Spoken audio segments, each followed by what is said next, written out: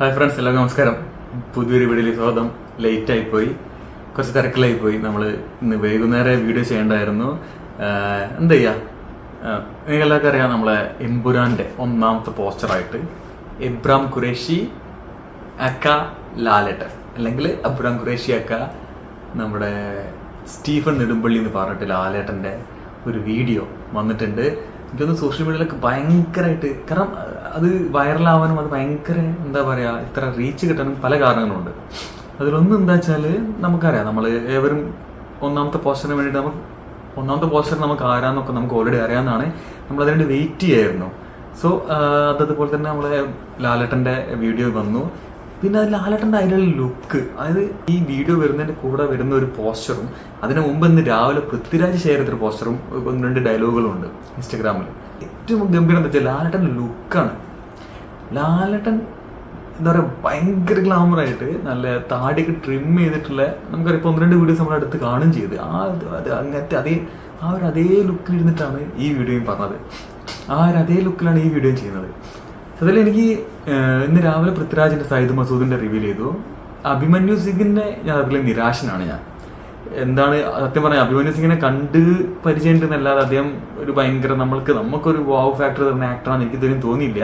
അപ്പം അദ്ദേഹത്തിന് ഒരു സർപ്രൈസ് കീപ്പ് ചെയ്തും കൊണ്ട് മൂന്നാമതായിട്ടിട്ടും അഭിമന്യു സിംഗിന്റെ മേ ബി ഭയങ്കര ഇമ്പോർട്ടൻ്റ് ആയിട്ടുള്ള ഒരു ക്യാരക്ടറാണ് തോന്നുന്നു. കാരണം മാത്രമല്ല, ആ ടീസറിൽ നമ്മളെല്ലാവരും മമ്മൂക്കയാണെന്ന് പറഞ്ഞൊരു ഷോട്ട് കാണിച്ചിട്ടുണ്ട്. ആ ഷോട്ടിൽ ആക്ച്വലി എങ്ങനെയായിരുന്നു.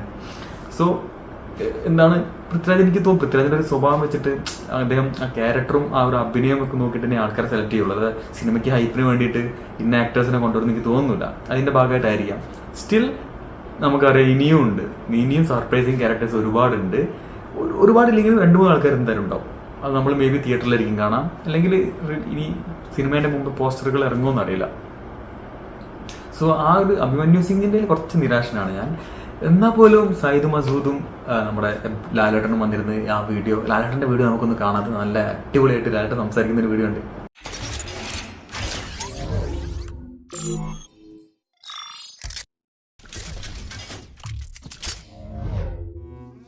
ലൂസിഫർ എന്ന സിനിമയിൽ സ്റ്റീഫൻ നെടുമ്പള്ളി എന്ന കഥാപാത്രം, ആ സിനിമയുടെ അവസാന ഘട്ടത്തിൽ അയാൾക്ക് മറ്റൊരു പേരുണ്ടെന്നും അയാൾ ഭരിക്കുന്ന മറ്റൊരു ലോകമുണ്ടെന്നും നിങ്ങളെ അറിയിച്ചു.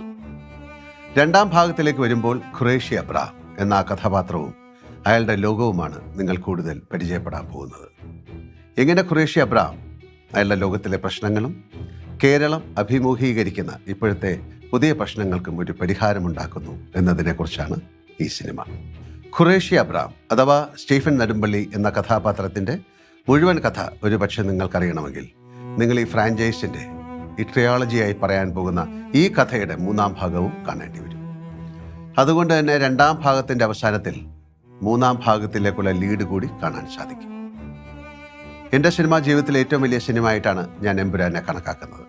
അതിൻ്റെ 2ാം ഭാഗം വളരെ ശ്രദ്ധയോടും വലിപ്പത്തിലും ചിത്രീകരിക്കാൻ ഞങ്ങൾ പരമാവധി ശ്രമിച്ചിട്ടുണ്ട്. അതിലഭിനയിക്കുന്ന ഓരോ അഭിനേതാക്കളും അതിൻ്റെ ലൊക്കേഷനുമൊക്കെ അത്രയും പ്രാധാന്യം കൊടുത്താണ് സംവിധായകൻ ചിത്രീകരിച്ചിരിക്കുന്നത്. പൃഥ്വിരാജ് എന്ന സംവിധായകൻ്റെ വളരെ ശ്രദ്ധേയമായ ചിത്രമായിരിക്കും ഇത്. എമ്പുരാന് വേണ്ടി നമുക്ക് കാത്തിരിക്കാം. ഖുറേഷി അബ്രാം ദൈവത്തിൻ്റെ സ്വന്തം നാട്ടിലേക്ക്. 1ാം ഭാഗത്തിൽ സ്റ്റീഫൻ പറഞ്ഞ പോലെ ചെകുത്താൻ്റെ സ്വന്തം നാട്ടിലേക്ക് എങ്ങനെ തിരിച്ചു വരുന്നു എന്നുള്ളതാണ് ഈ സിനിമ. ആ വരവിനായി കാത്തിരിക്കൂ. ഞാനും കാത്തിരിക്കുകയാണ്. മാർച്ച് 27 എമ്പുരാൻ. അത് ലാസ്റ്റിലൊരു പറച്ചിൽ എമ്പുരാൻ്റെ ശബ്ദം പെട്ടെന്ന് വന്നപോലെ തോന്നി. ഇതിലിപ്പം ലാലേട്ടൻ പറഞ്ഞതിൽ ഞാനും നമ്മളെ ഇതിൻ്റെ സ്റ്റോറി ലൈനും അത് കഥാഗതി സഞ്ചരിക്കുന്ന നമുക്ക് ഇന്റർനാഷണലി പല രാജ്യങ്ങളിലും പല സ്ഥലത്ത് കഥ പറയുമ്പോഴും അപ്പോൾ ഞാൻ ചിന്തിക്കുന്ന കാര്യമുണ്ട്, നമ്മളിതെങ്ങനെ തിരിച്ചു വന്ന് നമ്മളെ കേരളത്തിൽ എങ്ങനെ വന്നിട്ട് അത് കണക്റ്റ് ആവും, കേരളത്തിലെ രാഷ്ട്രീയം കൂടി ഇതിലെങ്ങനെ കണക്റ്റ് ആവും എന്നുള്ളൊരു കാര്യം അങ്ങനെ ആലോചിച്ചിരുന്നു. അപ്പോൾ അത് തന്നെയാണ് ഇപ്പം ലാലേട്ടൻ പറയുന്നതിലും ഉള്ളത്. അത് തന്നെയാണ് ഈ ഒരു സിനിമേൻ്റെ ഒരു ഇത് പോലും. കാരണം ഇത്ര നമ്മൾ ഈ ഇലുമിനാറ്റി പോലത്തെ അല്ലെങ്കിൽ ഇന്റർനാഷണൽ ലെവലിലുള്ള ഒരു വലിയ ഗ്യാങ് ആയ കബൂക്ക അല്ലെങ്കിൽ എബ്രാം ഖുറേഷി നെക്സസ് ഒക്കെ അങ്ങനത്തെ ഒരു സംഭവം.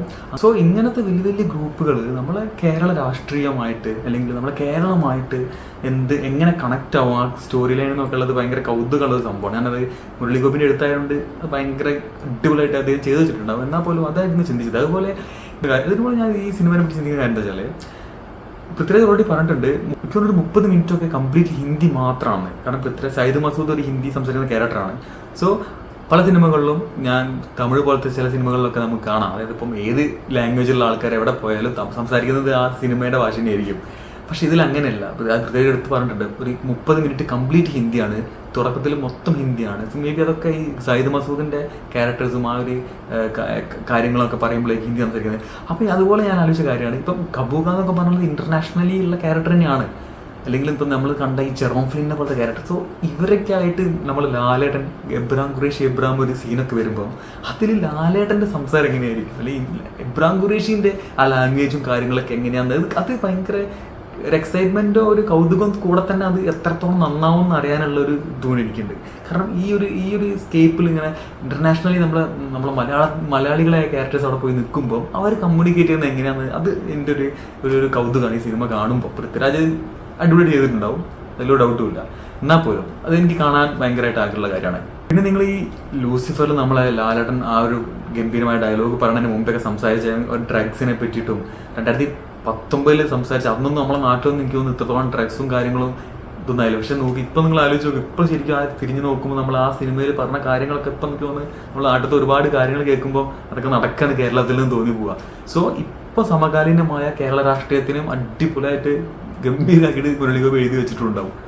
സോ 27-ാം തീയതി പറഞ്ഞാൽ എനിക്ക് തോന്നുന്ന ഒരു ഉത്സവം, ശരിക്കും ഉത്സവത്തിന്റെ പ്രതീതിയുള്ള, ഞാൻ ഇവിടെ നിന്നാണ് കാണാൻ പറ്റുള്ളൂ. എന്തായാലും നാട്ടിലത്തെ ഒരു ഓളം കാര്യങ്ങളൊന്നും ഇവിടെ തിയേറ്ററിലുണ്ടാവില്ല. എന്നാൽ പോലും ഫസ്റ്റ് ഡേ തന്നെ പോയിട്ട് സിനിമ കാണും. സോ ഇത് അപ്ഡേറ്റിനായിട്ട് വെയിറ്റ് ചെയ്യാം. അടുത്ത എന്തെങ്കിലും പുതിയ അപ്ഡേറ്റിൽ വരികയാണെങ്കിൽ വീഡിയോ ചെയ്യാം. ബൈ.